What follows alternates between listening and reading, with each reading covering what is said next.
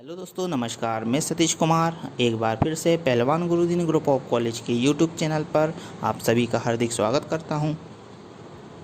आज हम बात करने वाले हैं बीए तृतीय वर्ष के समाजशास्त्र द्वितीय प्रश्न पत्र के अंतर्गत साक्षात्कार के बारे में। तो शुरू करते हैं दोस्तों। सर्वप्रथम हम जान लेते हैं साक्षात्कार की परिभाषाएँ। तो जिसके अंतर्गत जॉन डब्ल्यू वेस्ट के अनुसार साक्षात्कार एक प्रकार से मौखिक प्रकार की प्रश्नावली है। इसके अंतर्गत उत्तर लिखने के बजाय आमने सामने की स्थिति में विषयी या साक्षात्कारदाता मौखिक उत्तर देता है। इसी प्रकार पी.वी. यंग के अनुसार साक्षात्कार को एक ऐसी व्यवस्थित पद्धति के रूप में माना गया है जिसके द्वारा एक व्यक्ति दूसरे व्यक्ति के आंतरिक जीवन में थोड़ा बहुत कल्पनात्मक रूप से प्रवेश करता है। पी.वी. पामर के अनुसार साक्षात्कार दो व्यक्तियों के मध्य एक सामाजिक स्थिति की रचना करता है। तो इन परिभाषाओं से स्पष्ट होता है कि साक्षात्कार का आशय व्यक्तिगत संपर्क द्वारा किसी अध्ययन विषय के संबंध में सूचनाओं या तथ्यों को संकलित करने तथा उन्हें लिखने की एक पद्धति या प्रविधि से है, जिसमें दो या दो से अधिक व्यक्ति किसी विशिष्ट उद्देश्य को सामने रखकर परस्पर आमने सामने उत्तर प्रत्युत्तर वार्तालाप या संवाद करते हैं। अब बात करते हैं दोस्तों साक्षात्कार की प्रमुख विशेषताओं के बारे में। तो इसके अंतर्गत पहली विशेषता है साक्षात्कार प्रणाली की विशेषताओं में दो या दो से अधिक व्यक्तियों का संपर्क होता है तथा उनमें वार्तालाप करने का अवसर प्राप्त होता है। साक्षात्कार प्रणाली की दूसरी मुख्य विशेषता यह है कि इसका कोई विशिष्ट उद्देश्य होता है। दो या दो से अधिक व्यक्तियों के बीच में जो संपर्क स्थापित होता है वह किसी निश्चित उद्देश्य या किसी विशिष्ट उद्देश्य की पूर्ति के लिए ही किया जाता है। इस प्रणाली की विशेषता यह भी है कि इसमें आमने सामने के प्राथमिक संबंध स्थापित किए जाते हैं।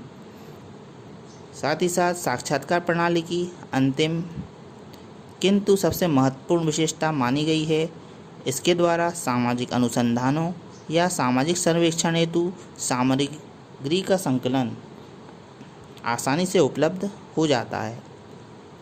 अब बात करते हैं दोस्तों साक्षात्कार के प्रमुख उद्देश्यों के बारे में।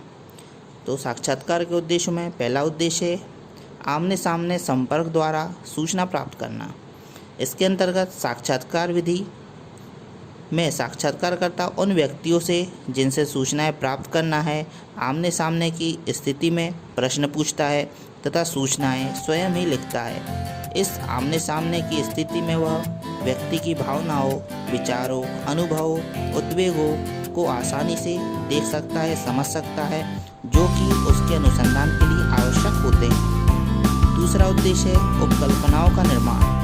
साक्षात्कार का एक उद्देश्य उपकल्पनाओं के निर्माण के लिए आवश्यक सामग्री को एकत्रित करना भी होता है। साक्षात्कार से अनुसंधानकर्ता को अन्य व्यक्तियों के विचार, अनुभव, आकांक्षा आदि का पता लगता है, जिनकी सहायता से वह अपने विषय से संबंधित उपकल्पनाएं बना सकता है।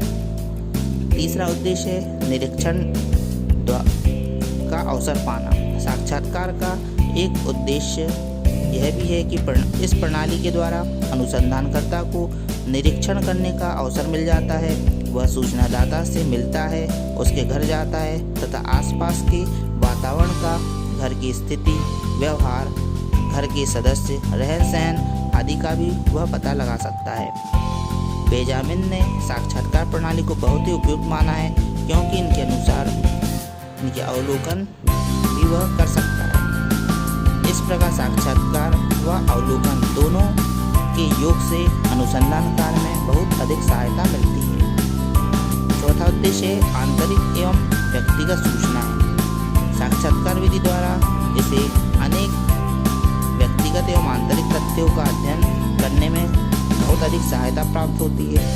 अनेक गुणात्मक तथ्य जैसे व्यक्तिगत विचार, भावनाएं, लोक विश्वास, मनोवृत्तियाँ, व्यक्तिगत उद्वेग जो कि मानव के आंतरिक जीवन में छुपे रहते हैं, साक्षात्कार विधि द्वारा आसानी से हम प्राप्त कर सकते हैं। तो देखा दोस्तों, आज हमने बात की साक्षात्कार की परिभाषा, विशेषताएं तथा उद्देश्य के बारे में। आपको वीडियो कैसा लगा कमेंट बॉक्स में अवश्य लिखें। नए वीडियो के साथ मैं आपके सामने पुनः उपस्थित होऊंगा। तब तक के लिए नमस्कार, धन्यवाद।